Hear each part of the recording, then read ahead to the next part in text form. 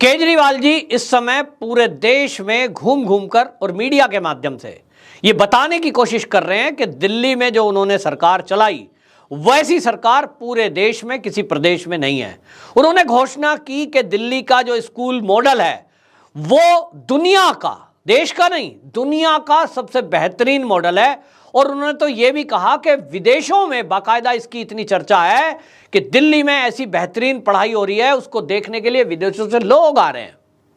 कुछ लोगों ने इस पर तंज कसना शुरू किया, कुछ लोगों ने सोशल मीडिया पर, मैंने देखा लोग कमेंट लिख रहे थे, तो भाई इसका मतलब तो यह हुआ कि अगर दुनिया का सबसे बेहतरीन स्कूल दिल्ली सरकार के हैं, दिल्ली में हैं, तब तो अमेरिका, ऑस्ट्रेलिया पढ़ने कोई बच्चा जाएगा ही नहीं और दिल्ली में पढ़ेंगे। दूसरा, ऑस्ट्रेलिया, अमेरिका, कनाडा, यहाँ के बच्चे दिल्ली पढ़ने आएंगे क्योंकि दुनिया का बेहतरीन स्कूल अगर दिल्ली में है, सरकार ने ऐसी स्थिति पैदा कर दी है और घोषणा कर रहे हैं, तो निश्चित रूप से अभी तक विदेशी बच्चों के एडमिशन दिल्ली में तो हो जाने चाहिए थे सरकारी स्कूलों में। ऐसा जमीन पर तो दिखता नहीं है क्योंकि दिल्ली में मेरे बहुत जानने वाले लोग हैं, मैं दिल्ली के स्कूल के आसपास जाता भी हूं, मुझे कोई विदेशी बच्चा वहां स्कूल में जाते या आते नहीं दिखाई दिया। दुनिया का सबसे बेहतरीन मॉडल अब उसकी पोल भारतीय जनता पार्टी खोल रही है। इस पर अब आपको बता दें, उनके अलावा जो केजरीवाल जी के गुरु हैं वो अन्ना हजारे, उन्होंने अब केजरीवाल पर निशाना साधा है और यह पहली बार है कि अन्ना हजारे इस तरह से खुलकर केजरीवाल के विरुद्ध बोले हैं। अन्ना हजारे असल में इस बात को लेकर के अफसोस जाहिर कर रहे हैं, जिस तरह की शराब नीति बनाई गई, जिस शिक्षा मंत्री को वो बेहतरीन शिक्षा मंत्री और देश का और दुनिया का सबसे बेहतरीन शिक्षा मंत्री बता रहे हैं, उन्हीं के पास आबकारी मंत्रालय है और उनके कारण से जो दिल्ली में शराब नीति उन्होंने बनाई, गली गली में ठेके खोल दिए, उसके कारण दिल्ली का माहौल खराब हुआ। महिलाएं सड़कों पर उतरी, प्रदर्शन हुए, धरने हुए और गली मोहल्ले में खुलने वाले ठेकों को बंद करने का आह्वान किया गया। उसके बाद केजरीवाल जी घिरते नजर आए क्योंकि छोटे छोटे बच्चे, उनको एक के साथ एक बोतल फ्री और गली मोहल्ले में खुलती हुई शराब कहीं ना कहीं शराब को बढ़ावा दे रही थी। लोग सोशल मीडिया पर यह भी तंज कस रहे थे कि जिसको देश के प्रधानमंत्री नरेंद्र मोदी को ये विपक्षी लोग चाय वाला कहकर अपमानित करने की कोशिश करते हैं, वो चाय वाला नरेंद्र मोदी देश के अंदर आईआईटी खोल रहा है, आईआईएम खोल रहा है। दूसरी तरफ दिल्ली के जो मुख्यमंत्री हैं वो आईआईटी से आते हैं और वो क्या कर रहे हैं, वो दिल्ली में शराब के ठेके खोल रहे हैं। लोग केजरीवाल पर सवाल उठा रहे हैं, भारतीय जनता पार्टी उठाए, उसका काम है, वो विपक्ष है, लेकिन अन्ना हजारे जी अब केजरीवाल पर सवाल उठाएं, ये एक बड़ी बात है।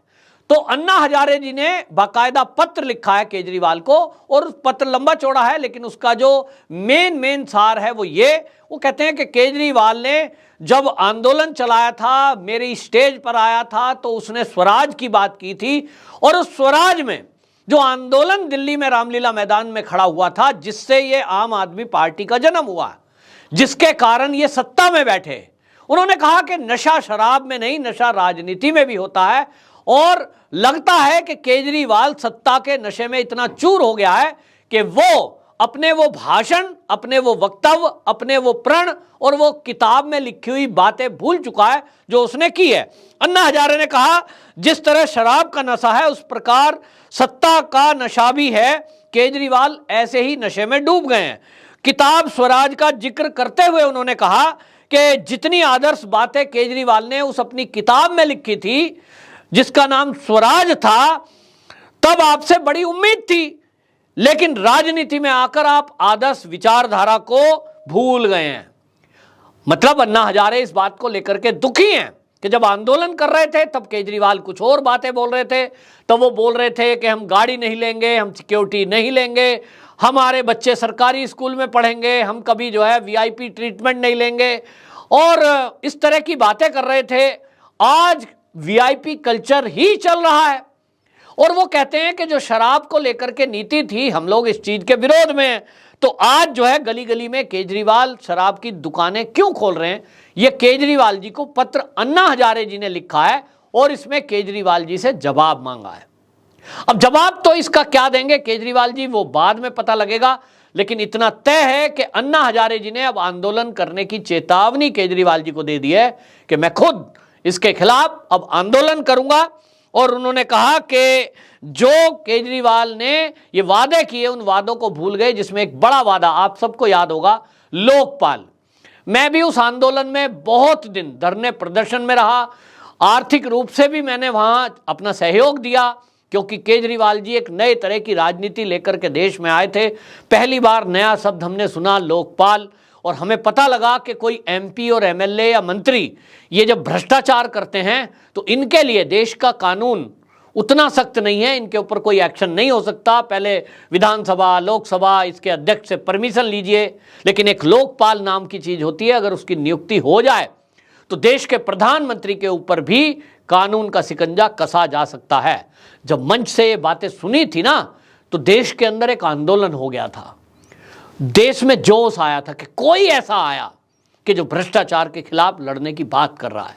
पहली बार ऐसा लगा देश को कि कोई एमपी और एमएलए के खिलाफ भी सजा करने की बात कर रहा है, राजनीति को बदलने की बात कर रहा है, स्वराज की बात कर रहा है, यानी मेरा राज आएगा। अभी तक लोकतंत्र के नाम पर मुट्ठी भर लोग शासन करते आए हैं, अब केजरीवाल जी जिस आंदोलन को कर रहे हैं इसके बाद आम जनता का, आम पब्लिक का राज आ जाएगा। और इसलिए जब पार्टी का नाम रखने की बात आई तो पार्टी का नाम भी रखा गया आम आदमी पार्टी। तो एक कनेक्टिविटी होती है, मुझे भी लगा मैं आम आदमी हूं, मेरी ही पार्टी है, ये पार्टी मेरी है, तो तन मन धन से जो सहयोग देना है मैं दूंगा, तो दिया। लगा कि एक आम आदमी की पार्टी आ रही है, मैं भी कल को इसके थ्रू राजनीति में अगर आना चाहूं तो आम आदमी की पार्टी है, यहां पैसे से टिकट नहीं मिलेगा, ये तो आम आदमी है और ये तो पार्टी बड़ी अच्छी है। केजरीवाल जी स्वराज की बात करते हैं, तो अन्ना हजारे जी आंदोलन करने के बाद भ्रष्टाचार जो राजनीति में है उसको खत्म करने की बात कर रहे हैं।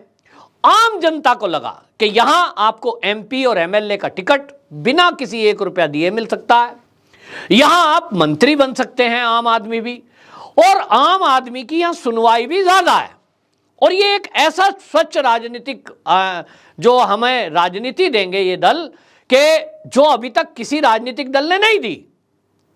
लेकिन आज जो हालात हैं इससे अन्ना हजारे जी दुखी हैं, और अन्ना हजारे जी ने जो ये पत्र लिखा है इसके बाद वो कहते हैं कि जवाब देखता हूं क्या आता है, नहीं तो मुझे आंदोलन भी करना पड़ा तो करूंगा।